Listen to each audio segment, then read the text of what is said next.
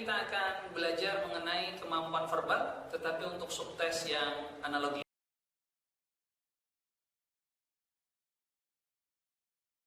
Oke, sekarang untuk analogi. Di model soal analogi ini biasanya disajikan 4 buah kata, di mana 4 buah kata ini terbagi menjadi 2 kelompok. 2 kelompok di kiri dan 2 kelompok di kanan. Nah, karena ada 4 buah kata, model soal yang pernah keluar juga macam-macam. Yang pertama, diketahui kata pertama dan kata kedua, ditanyakan kata ketiga dan kata keempat. Atau model yang kedua, diketahui kata pertama dan kata ketiga, yang ditanyakan kata kedua dengan kata keempat. Atau bisa jadi yang diketahui kata pertama dengan kata keempat, yang ditanyakan kata kedua dengan kata ketiga. Atau bisa jadi yang diketahui kata kedua dan kata ketiga, sehingga yang ditanyakan adalah kata pertama dengan kata keempat.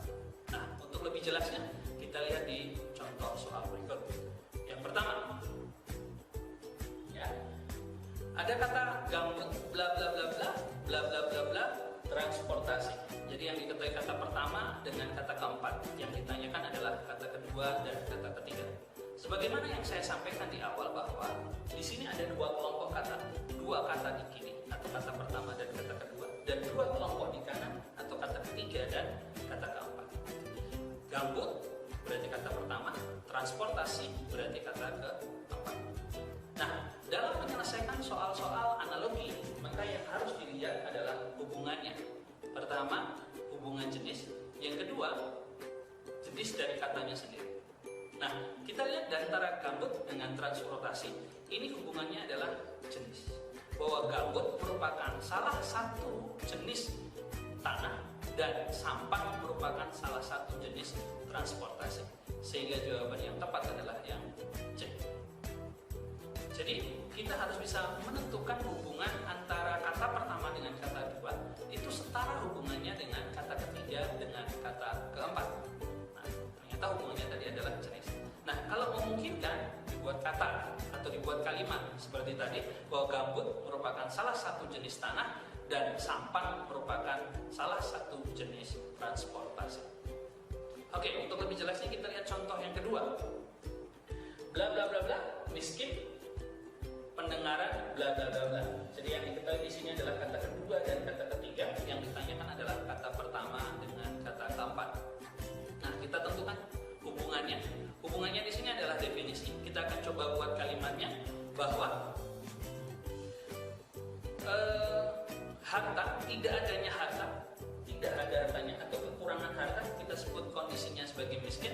Tidak adanya pendengaran, kita sebut kondisinya dengan tuli. Maka dari kalimat yang kita bentuk, maka jawaban yang tepat adalah yang E. Nah, bagaimana sebenarnya dalam menjawab soal mengenai analogi? Ada beberapa hal yang perlu diperhatikan. Yang pertama adalah tentukan hubungan katanya. Yang kedua, jika memungkinkan, itu dibuat kalimat. Lalu, hubungan apa yang sering muncul? Ada beberapa. Yang pertama adalah fungsi. Contohnya begini, irigasi itu merupakan saluran air atau pembuluh merupakan saluran darah, sehingga irigasi air sama dengan pembuluh darah. Atau gigi kunyah, jari pegang, gigi untuk mengunyah, jari untuk memegang.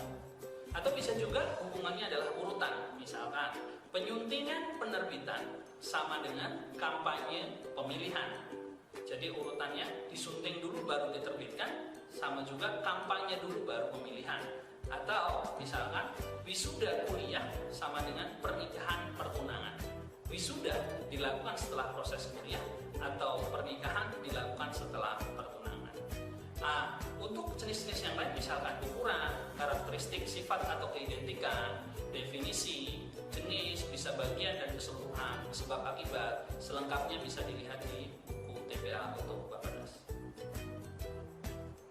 Oke, demikian untuk modul analogi. Kita akan berjumpa lagi di modul selanjutnya.